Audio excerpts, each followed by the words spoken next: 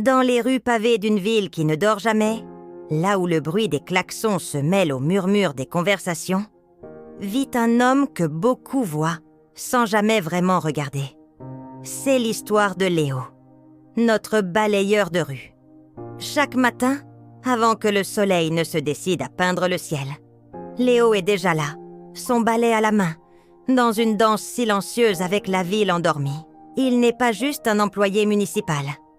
Il est le gardien discret de nos trottoirs, le témoin matinal de nos vies pressées. Son visage, marqué par le temps et le vent, porte les traces de 1000 levées de soleil. Ses yeux, d'un bleu doux, ont vu plus de choses que la plupart d'entre nous. Ils ont vu des amoureux se dire au revoir à l'aube, des étudiants courir vers leurs examens, des parents pressés déposant leurs enfants à l'école. Chaque déchet qu'il ramasse est un fragment d'une histoire, un bout de vie laissé derrière. Une vieille lettre, un jouet oublié, une fleur fanée. Pour Léo, chaque objet raconte quelque chose, et il les traite avec un respect presque sacré avant de les faire disparaître. Il connaît chaque recoin de son quartier comme sa poche. Il sait où le chat tigré du boulanger aime faire sa sieste. Il connaît l'heure exacte à laquelle la vieille dame du 3e étage arrose ses géraniums. Les habitants le saluent d'un signe de tête distrait. Un bonjour rapide échangé dans la course du matin. Pour eux, il fait partie du décor, aussi familier et invisible que les lampadaires ou les bancs publics. Mais derrière cette routine, derrière ce balai qui glisse sur le bitume, se cache un cœur immense et une attention que personne ne soupçonne. Ce matin-là ressemble à tous les autres. Le soleil perce timidement à travers les immeubles. La ville s'éveille doucement. Léo termine sa tournée sur la grande place. Les premiers enfants arrivent par Poggi pour l'école, leurs rires éclatant comme des bulles de savon dans l'air frais. Parmi eux, une petite fille, appelons-la Chloé, avec un ballon rouge vif qui semble danser au bout de son fil. Elle court, insouciante, son ballon flottant derrière elle comme un point d'exclamation joyeux. Léo la regarde avec un sourire attendri. Il se souvient d'une époque où lui aussi courait après des rêves aussi simples qu'un ballon rouge.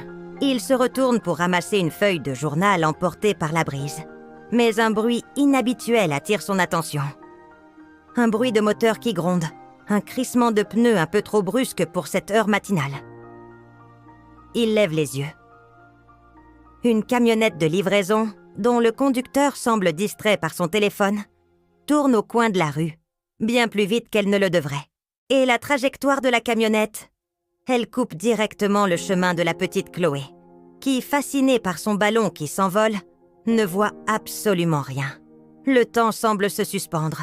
La mère de Chloé, un peu plus loin, n'a pas encore réalisé le danger. Les autres passants sont absorbés par leurs propres pensées. Il n'y a que Léo. Léo, le gardien silencieux, qui voit la catastrophe imminente se dessiner. Son cœur bat à tout rompre. Pas le temps de crier, pas le temps de réfléchir. Il n'y a que l'instinct. D'un geste qui semble presque chorégraphié par des années de pratique, Léo lance son lourd chariot de nettoyage. Pas pour le jeter, non, mais pour le faire rouler. Juste assez pour dévier sa propre course. Le chariot heurte légèrement le pied de la petite Chloé.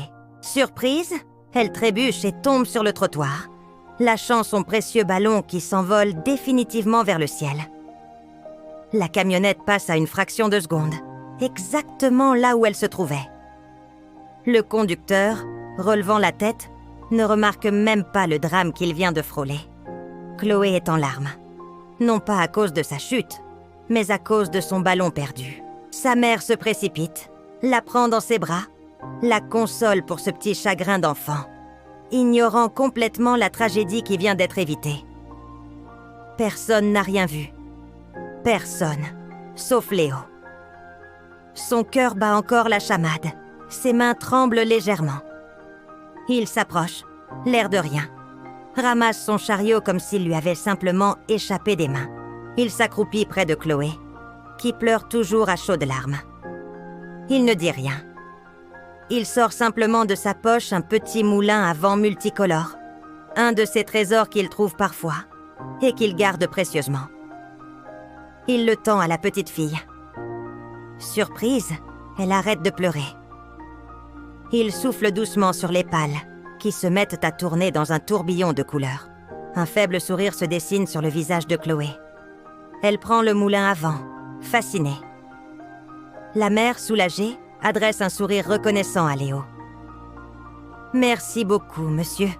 C'est très gentil à vous. » Pour elle, il vient juste de consoler sa fille pour un ballon envolé. Elle ne saura jamais qu'il vient de lui sauver la vie. Léo lui répond par un simple hochement de tête, un léger sourire au coin des lèvres. Il se relève, reprend son balai et son chariot, et s'éloigne, se fondant à nouveau dans le décor de la ville. Le héros de l'ombre retourne à son anonymat. Alors qu'il poursuit son chemin, le soleil est maintenant bien haut dans le ciel. La ville est totalement réveillée, bruyante et affairée.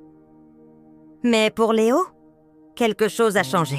L'air semble plus léger, les couleurs plus vives. Il regarde la petite Chloé qui fait tourner son moulin à vent, en sécurité dans les bras de sa mère. Et dans ce simple regard, il trouve toute la récompense dont il a besoin. Pas de médaille, pas de gros titres, pas de remerciements enflammés. Juste la certitude silencieuse d'avoir été là au bon moment, d'avoir fait ce qu'il fallait faire, sans que personne ne le sache jamais. C'est ça, l'héroïsme au quotidien. Ce ne sont pas toujours des actes spectaculaires. Parfois, c'est un simple geste, un réflexe, une présence attentive au milieu de l'indifférence générale. C'est l'histoire de Léo, et de tous les héros silencieux qui veillent sur nous sans que nous le sachions. Alors la prochaine fois que vous croiserez votre balayeur de rue, peut-être lui adresserez-vous un sourire un peu plus chaleureux. Car derrière l'uniforme et le balai, il y a peut-être un gardien. Merci d'avoir regardé cette histoire. Si elle vous a touché, n'hésitez pas à laisser un pouce bleu, à partager votre propre histoire de héros du quotidien dans les commentaires. Et bien sûr, à vous abonner pour ne pas manquer nos prochaines créations. Prenez soin de vous et ouvrez l'œil. Les héros sont partout.